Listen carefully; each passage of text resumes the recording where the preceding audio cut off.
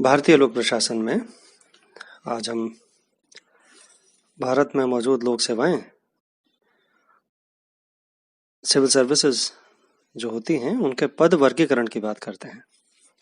Position classification. देखिए, कार्मिक प्रशासन की मूलभूत समस्याओं में से एक समस्या इसके वर्गीकरण की है।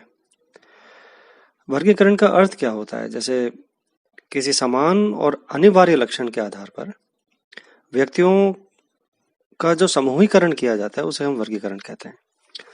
तो कार्मिक प्रशासन में वर्गीकरण का अर्थ कर्तव्यों और दायित्वों के आधार पर पदों का ऐसा समूहीकरण है जिससे मोटे तौर पर कुछ वर्ग निर्मित हो जाते हैं।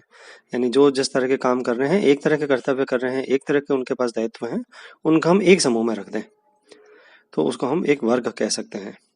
तो जिन पदों के कर्तव्य और दायित्व एक से होते हैं वे एक वर्ग में रख दिए जाते हैं। इस बात की चिंता नहीं की जाती कि वे पद किस विभाग के अंतर्गत आते हैं। इस प्रकार जैसे लिपिक है कोई, तो लिपिकों का समावेश होता है तथा प्रशासक वर्ग में सभी प्रशासनिक अधिकारियों का, फिर चाहे वे किसी भी विभाग के अंदर सेवा कर रहे हों। पदों और अधिकारियों का वर्गीकरण कर्तव्यों तथा दायित्वों के अतिरिक्त अन्य आधारों पर भी किया जा सकता है। उन्हें योग्यता तथा वेतन या विभागों के आधार पर भी किया जा सकता है। परंतु इस प्रकार का वर्गीकरण कार्मिक प्रशासन की दृष्टि और उसके प्रयोजनों के लिए बहुत महत्वपूर्ण सिद्ध नहीं होता है। तो इसलिए हम सामान्यतः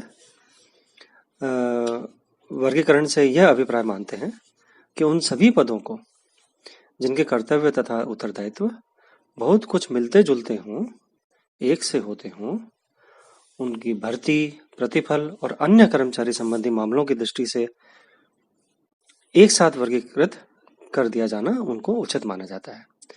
अब भारत में पद वर्गीकरण की कैसी व्यवस्था है? देखिए, जब ईस्ट इंडिया कंपनी आई थी तो उन्होंने कोवेंटेड और अनकोवेंटेड दो वर्गों में विभाजित किया था। HSN जो आयोग था, HSN कमीशन 1887 के अनुशंसाओं के अनुसार लोक सेवाओं को 3 वर्गों में विभाजित किया गया: इंपीरियल, प्रोविंशियल, प्रांतीय तथा अधीनस्थ, सबऑर्डिनेट। परंतु यह वर्गीकरण उपयुक्त नहीं था क्योंकि तथा कथित प्रांतीय सेवाओं से संबद्ध अनेक कर्मचारी ऐसे विभागों में काम कर रहे थे जिन पर केंद्र का नियंत्रण था।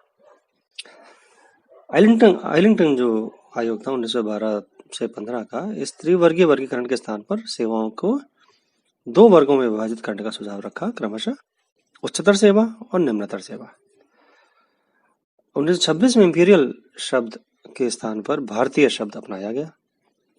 1930 के पश्चात भारत सरकार की सेवाओं का वर्गीकरण अखिल भारतीय तथा केंद्रीय इन 2 वर्गों में किया गया, जो हम आज भी जिसको हम ऑब्जर्व कर सकते हैं। अखिल भारतीय सेवा में 2 सेवाएं प्रमुख थी, इंडियन सिविल सर्विस तथा इंडियन फॉरेन सर्विस, तथा केंद्रीय सेवाओं को प्रथम श्रेणी, द्वितीय श्रेणी, अधीन सेवाओं और निम्न सेवाओं में बांटा गया था। अब हम आज की जो स्थिति है उसमें हम देखते हैं कि हमारे देश के अंदर मोटे मोटे तौर पे अखिल भारतीय सेवाएं हैं और केंद्रीय सेवाएं हैं। तो जो अखिल भारतीय सेवाएं हैं वो स्वयं संविधान के भीतर उनका प्रावधान किया गया है। उसमें विशेषतः प्रशासनिक, भारतीय प्रशासनिक सेवा तथा भारतीय पुलिस सेवा का उल्लेख किया गया है और उन्हें जारी रखा गया तथा संसद को यह सत्ता भी दी गई है कि वह विधि द्वारा अन्य सेवाओं की स्थापना कर सके। अखिल भारतीय सेवाओं की स्थापना करने के लिए विधि पारित होने से पहले यह आवश्यक है कि राज्यसभा अपने 2/3 बहुमत से एक प्रस्ताव पारित करके यह घोषणा करे कि इस प्रकार की सेवा की स्थापना आवश्यक है। इस विषय में राज्यों से भी परामर्श किया जा सकता है। तो संविधान के प्रारंभ के पश्चात निम्नलिखित अखिल भारतीय सेवाओं की स्थापना का विचार किया गया था, परंतु उनमें से केवल एक ही सेवा अर्थात भारतीय वन सेवा की स्थापना की गई। उनमें से कौन कौन सी उन्होंने सजेशंस दिए थे कि भारतीय इंजीनियरिंग सेवा भी होनी चाहिए, भारतीय वन सेवा भी होनी चाहिए, भारतीय चिकित्सा व स्वास्थ्य सेवा भी होनी चाहिए। सर्वोच्च न्यायालय ने केंद्र सरकार को भारतीय न्यायिक सेवा की स्थापना के लिए भी कार्रवाई करने का निर्देश दिया गया। अखिल भारतीय सेवाओं की प्रमुख विशेषता यह है कि उनके सदस्यों की भर्ती, प्रशिक्षण, वेतन तथा सेवा की शर्तों का निर्धारण तथा अनुशासनात्मक कार्रवाई के लिए केंद्रीय सरकार उत्तरदायी है। पर ये सेवाएं अपने कार्यकाल के अधिकांश समय में राज्य सरकार की सेवा में रहती हैं। मतलब जब भर्ती हो जाती है इनकी, तो भर्ती होने के बाद ये किसी राज्य सरकार की सेवा के अधीन रहती हैं। लेकिन इनका जो कैडर कंट्रोलिंग है, जो इनका जो जो वेतन भत्ते प्रशिक्षण है ना, ये सेवा शर्तें वगैरह, ये सब केंद्र सरकार के उसमें रहती हैं। तो इन सेवाओं का भारतीय सरकार का निज का कोई कैडर नहीं होता। इन अधिकारियों की सेवाएं भारत सरकार राज्य सरकारों से उधार पड़ लेती हैं। यानी जब भी इनकी भर्ती होती है तो इनको राज्यों को सौंप दिया जाता है, राज्यों के कैडर में बांट दिया जाता है, और राज्यों के कैडर से ही उठा उठा के चयन करके बीच बीच में, ये चयन नहीं मतलब रोटेशन बेसिस पे, इनको केंद्र सरकार के अंदर विभागों में, मंत्रालयों के अंदर प्रतिनियुक्ति के ऊपर, जैसे कहा जाए तो रोटेशनल बेसिस पे टेन्योर सिस्टम से, हम इसको टेन्योर सिस्टम कहते हैं, उसके तहत राज्य सरकारें केंद्र सरकार की तरफ उन्हें भेजती रहती है। वो केंद्र सरकार में काम करते हैं, फिर वापस राज्य सरकार के अंदर आ जाते हैं। ओरिजिनली वो राज्य सरकार के ही कैडर में कहलाते हैं। जब वो केंद्र में भी काम कर रहे होते हैं तब भी वो उस राज्य सरकार के कैडर में ही माने जाते हैं जहां से वो आए हैं, फिर वो लौट के वहीं चले जाते हैं। तो इन अधिकारियों की सेवाएं भारत सरकार राज्य सरकार के उधार पर लेती हैं, इसका ये मानना था। चतुर्थ वेतन आयोग की अनुशंसा के बाद अखिल भारतीय सेवाओं के 7 वेतन श्रेणियां हैं, वो ये सब अब आगे धीरे धीरे परिवर्तित हुआ, छठे वेतन आयोग में भी, 7वें वेतन आयोग में भी। अब इसके अलावा है केंद्र सेवाएं। केंद्र सेवाओं के जो सदस्य होते हैं वो भारत सरकार के विभिन्न विभागों में कार्यरत होते हैं। उदाहरण के लिए विदेश विभाग, रेलवे, डाक तार, इनकम टैक्स, कस्टम्स, एक्साइज, ये केंद्र सेवाओं के सदस्य होते हैं। Indian audit and account services. तो इनमें भी अब हम क्या करते हैं, केंद्र सेवाओं के अंदर हमने 4 वर्ग प्रमुख तौर पे विभाजित कर रखे हैं। केंद्र सेवा समूह का के अधिकारी राजपत्रित होते हैं और इनकी संख्या निरंतर बढ़ती जा रही है। वर्तमान में इसमें कई सेवाएं हैं, जैसे गैर तकनीकी सेवाएं और तकनीकी सेवाएं भी हैं। तो अधिकारी के एग्जाम्पल्स हैं, जैसे आयकर, डाक एंड तार में, रेलवे विभाग के अंदर प्रशासनिक कार्य करने के लिए इनको लगाया जाता है। समूह जो क है वो सबसे इम्पोर्टेंट है, और इसमें भारतीय विदेश सेवा, भारतीय डाक सेवा, भारतीय डाक तार लेखा एवं वित्त सेवा, भारतीय रेलवे लेखा सेवा, भारतीय रेलवे यातायात, भारतीय रेलवे कार्मिक, इस तरह कई सारी सेवाएं इसके अंदर सम्मिलित हैं। अब भारतीय केंद्र सेवाओं के अंदर फिर दूसरा जो समूह है वो केंद्र सेवा समूह ख।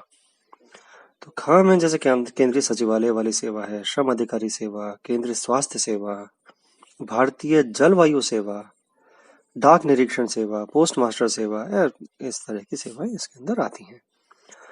फिर केंद्रीय सेवा समूह ग है, जो कर्मचारी चयन आयोग जिनकी सिलेक्शन करता है। फिर केंद्रीय सेवा समूह घ है, जिसमें निचले लेवल के अधिकारी आ जाते हैं, जैसे चौकीदार, चपरासी, स्वीपर, संदेश वाहक एक्सेट्रा। तो हम जो ये वर्गीकरण भारत के अंदर देखते हैं, इस वर्गीकरण की कुछ आलोचनाएं भी हैं, जिनको मैं अभी चर्चा कर लेता हूं आपके साथ। पहली आलोचना यह है कि इसका आधार वैज्ञानिक नहीं है, यह केवल वेतन पर आधारित है। इसमें विभिन्न पदों के कार्यों, कर्तव्यों और उत्तरदायित्व का समुचित विश्लेषण करने की आधुनिक पद्धति का अनुसरण नहीं किया गया है। दूसरी आलोचना यह है कि पद वर्गीकरण में पुरानी परंपराओं का अंधा अनुकरण किया गया है। पहले एक जैसा कार्य करने पर यूरोपियन लोगों को अधिक वेतन वाले ऊंचे पद तथा भारतीयों को कम वेतन वाले निम्न पद दिए जाते थे। प्रथम और द्वितीय श्रेणी के पदाधिकारियों में योग्यता के आधार पर नहीं, अपितु वेतन के आधार पर भेद किया जाता था। वही परंपरा अब तक चली आ रही है, वर्गीकरण का कोई सैद्धांतिक आधार नहीं है। तीसरी आलोचना यह है कि इसमें ग्रेडों की संख्या बहुत अधिक होना है। संख्या, जैसे संयुक्त राष्ट्र अमेरिका की संघीय सेवाओं में ग्रेडों की संख्या केवल 18 है, जबकि भारतीय में इनकी संख्या आजकल 33 है। ऐसे बदलती भी रहती हैं। चौथा आलोचना यह है कि एक सेवा में काम करने वाले अधिकारियों की दूसरी सेवा वालों से कोई संबंध न रखना। यद्यपि इन सबका संचालन सिविल सर्विस के नियमों से किया जाता है, किंतु वेतन संबंधी नियम एक जैसे नहीं है। विभिन्न सेवाओं में पर्याप्त भेद पाया जाता है और सब सेवाएं अपने कर्मचारियों को पृथक बड़ा ऊंचा समझती हैं। यह राष्ट्रीय एकता की दृष्टि से भी बड़ी हानिकारक तथा घातक होता है। पांचवा आलोचना यह है कि हमारी सेवा में जाति भेद की परंपरा एक नए रूप में सामने आई है। ब्रिटिश के इंडियन सिविल सर्विस के अधिकारिणी जो भारतीय प्रशासनिक सेवा को अन्य सभी सेवाओं की तुलना में वेतन भत्तों, विशेषाधिकारों, सेवा की शर्तों आदि की दृष्टि से अधिक सुविधा एवं प्रतिष्ठा प्राप्त है। कि वे न केवल सरकारी सेवाओं में उच्चतम स्थान से अधिकारी समझ जाते हैं, अपितु सामाजिक क्षेत्र में भी उन्हें सर्वोच्च गरिमा प्राप्त होती है। पंडित जवाहरलाल नेहरू ने इसकी आलोचना करते हुए कहा था कि हमारी सेवाओं में जाति की भावना उत्पन्न हो गई है। जैसे क्लास, जैसे हम कहते हैं क्लास हो गया है। कुछ सेवाएं सबसे ऊंची समझी जाती हैं, कुछ दूसरे दर्जे की और कुछ तीसरे दर्जे की। तो नेहरू जी ने बोला था कि मैं इसे बहुत हानिकारक समझता हूँ। यह स्वाभाविक है कि उच्चतर दायित्व की दृष्टि से ग्रेड हो, अधिक अनुभव और अधिक बुद्धि वाले व्यक्तियों को अधिक ऊंचे ग्रेड दिए जाएं, किंतु अधिक ऊंचे ग्रेड को अधिक ऊंची जाति में परिणत नहीं माना जाना चाहिए। यह हर दृष्टि से बुरा है, इसे अवश्य बदलना चाहिए। तो हमने आज जो चर्चा करी वो हमें हमारे देश के अंदर जो पद वर्गीकरण है उसको समझाने के लिए करी थी। अगली कक्षा के अंदर, अगले हम लेक्चर के अंदर अखिल भारतीय सेवाओं की और भर्ती और प्रशिक्षण पर रोशनी डालेंगे। धन्यवाद।